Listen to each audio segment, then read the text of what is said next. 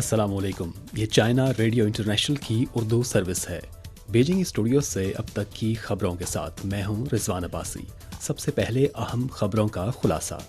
شی جن پنگ کی جانب سے گولنگ یوان، چین امریکہ people to people friendship forum کے نام تہنیتی پیغام۔ امید ہے کہ IAEA کی تشخیصی رپورٹ جانچ پڑتال پر پوری اترے گی، چینی وزارت خارجہ۔ چین نے مسئلہ فلسطین کے منصفانہ حل کے بارے میں اپنے 3 نکاتی نظریات پر روشنی ڈالی۔ اور اب خبریں تفصیل کے ساتھ۔ 28 جون کو چین کے صدر شی جن پنگ نے گولنگ یوان، چین امریکہ people to people friendship forum کے نام ایک تہنیتی پیغام بھیجا۔ شی جن پنگ نے اپنے پیغام میں اس بات پر زور دیا کہ مختلف ممالک کے تعلقات کی ترقی کی بنیاد دونوں ممالک کے عوام میں مضمر ہے۔ مجھے امید ہے کہ متعلقہ شخصیات گولنگ کی کہانی اور محبت کو آگے بڑھائیں گی تاکہ چین اور امریکی عوام کے درمیان دوستی ہمیشہ پروان چڑھے۔ گولنگ اسٹوری چین اور امریکہ کے مابین دوستانہ تبادلوں کو فروغ دینے کے سلسلے میں صدر شی جن پنگ کی ماضی کی ایک کہانی ہے۔ 1901 میں نوزائیدہ امریکی ملٹن گارڈنر اپنے والدین کے ساتھ چین کے علاقے فوجوں میں رہائش پذیر ہوا اور یہ خاندان 1911 میں امریکہ واپس چلا گیا۔ مسٹر گارڈنر ہمیشہ سے چینی وطن کا دورہ کرنا چاہتے تھے، لیکن وہ اپنی موت تک ایسا کرنے سے قاصر رہے۔ مسز گارڈنر کو بالآخر پتہ چلا کہ ان کا شوہر گولنگ کو اپنا آبائی شہر سمجھتا ہے۔ سن 1992 میں فوجوں کے اس وقت کے پارٹی سیکرٹری شی جن پنگ کو اس دل چھو لینے والے گولنگ کی کہانی کے بارے میں پتہ چلا تو انہوں نے مسز گارڈنر کو چین کا دورہ کرنے کی دعوت دی۔ سن 1912 میں نائب صدر کی حیثیت سے شی جن پنگ نے امریکہ کا دورہ کیا تو انہوں نے امریکی فرینڈشپ گروپ کی جانب سے منعقدہ استقبالی ضیافت میں گولنگ کی کہانی سنائی، جس پر دونوں ممالک کی شخصیات بہت متاثر ہوئیں۔ 28 جولائی کو صوبہ فوجیان کے شہر فوزوں میں چین امریکہ غیر سرکاری دوستی فورم گولنگ فورم کا انعقاد کیا گیا، جس کا موضوع تھا دوستی کے ورثے کو نسل در نسل پروان چڑھایا جائے اور ایک ساتھ ایک خوبصورت مستقبل کی تعمیر کی جائے۔ 28 تاریخ کو چین کی ریاستی کونسل کے امور تائیوان دفتر کے ترجمان چو فنگ لین نے کہا کہ 15واں آبنائے فورم 2020 کے بعد آبنائے تائیوان کے دونوں کناروں کے درمیان غیر سرکاری تبادلوں کی سب سے بڑی سرگرمی ہے، جس میں آبنائے کے دونوں کناروں کے ہزاروں ہم وطنوں نے مرکزی فورم اور 34 سلسلہ وار سرگرمیوں میں شرکت کی، جن میں تائیوان کے مختلف حلقوں سے تعلق رکھنے والے 5200 سے زائد ہم وطن شامل تھے اور فورم نے نتیجہ خیز ثمرات حاصل کیے۔ ترجمان نے کہا کہ CPC کی مرکزی کمیٹی کے جنرل سیکرٹری شی جن پنگ نے پہلی دفعہ اس فورم کے نام تہنیتی پیغام بھیجا، جس میں تائیوان کے ہم وطنوں کے لیے ان کی گہری محبت اور شفقت کی مکمل عکاسی کی گئی ہے۔ تائیوان میں مختلف حلقوں سے تعلق رکھنے والے لوگوں نے DPP حکام کے جبر اور دھمکیوں کے باوجود فورم میں فعال طور پر حصہ لیا۔ فورم میں سیاسی جماعتوں کے وفود کی ریکارڈ تعداد شریک رہی اور شرکائے فورم کا 1/3 حصہ تائیوان کے نوجوانوں پر مشتمل تھا۔ اس سے تائیوان کے ہم وطنوں کی جانب سے اس خواہش کا بھرپور اظہار کیا گیا کہ وہ آبنائے تائیوان کے دونوں کناروں کے درمیان تبادلوں کی جلد از جلد بحالی چاہتے ہیں۔ فورم کے دوران فوجیان صوبے نے تائیوان کے نوجوانوں کے لیے 2200 سے زائد انٹرنشپ کے مواقع فراہم کیے اور 2 اختراعی اڈوں نے تائیوان تنظیموں کے ساتھ تعاون کے معاہدوں پر دستخط کیے۔ 10 کاروباری اداروں نے اسٹریٹجک تعاون فریم ورک معاہدوں پر دستخط کیے۔ فوجیان تائیوان دیہی علاقوں کی ترقی سے متعلق تعاون کے 10 سے زائد منصوبوں پر دستخط کیے گئے۔ فورم میں ڈیجیٹلائزیشن، سمندری امور اور صحت کے 3 شعبوں میں کنسورشیم قائم کیا گیا۔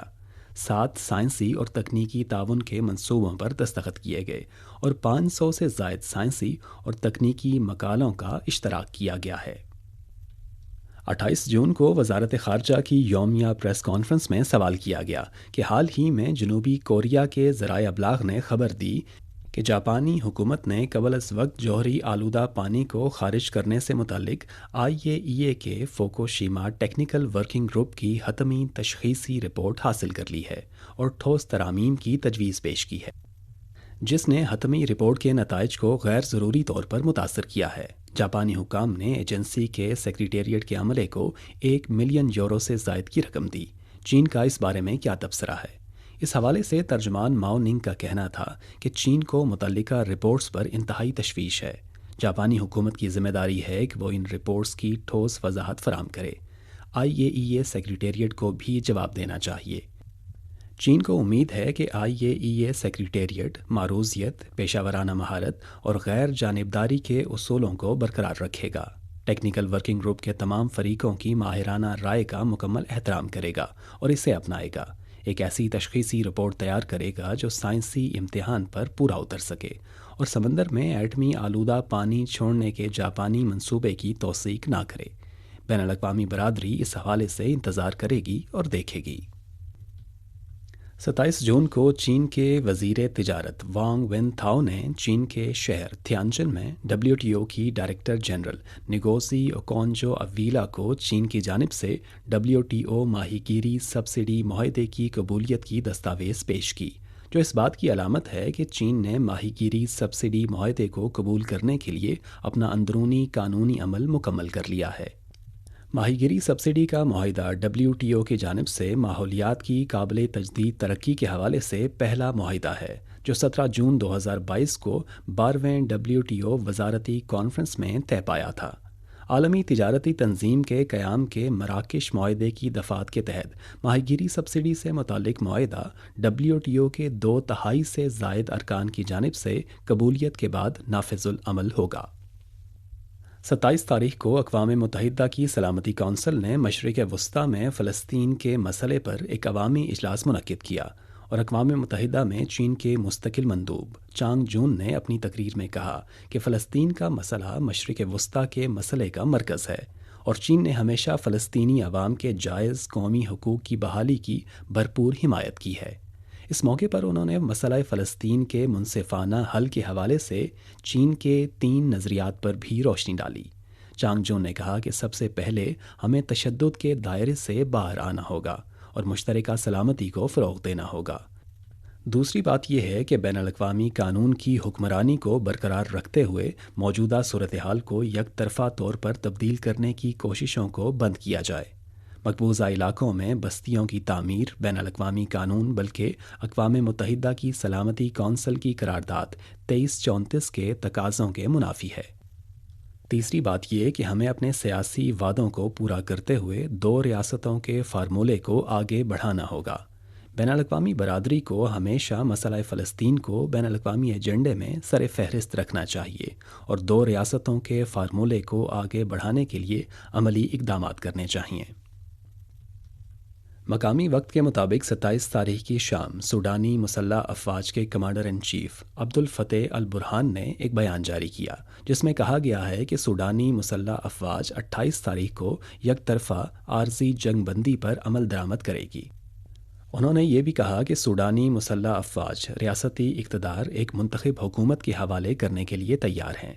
قبل ازیں 26 تاریخ کی شام کو ریپڈ سپورٹ فورسز کے رہنما جنرل محمد حمدان دکلو نے رواں ماہ کی 27 سے 28 تاریخ تک یک طرفہ جنگ بندی کا اعلان کیا تھا۔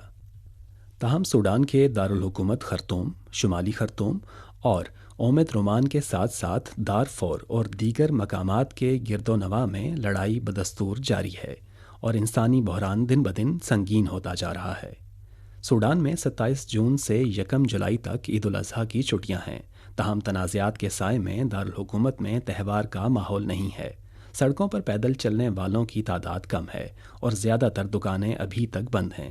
مقامی باشندے نہ صرف جنگ کے ماحول سے پریشان ہیں بلکہ انہیں خوراک کی کمی، پانی اور بجلی کی بندش اور طبی امداد کی کمی جیسے کئی روزمرہ مشکلات کا سامنا ہے۔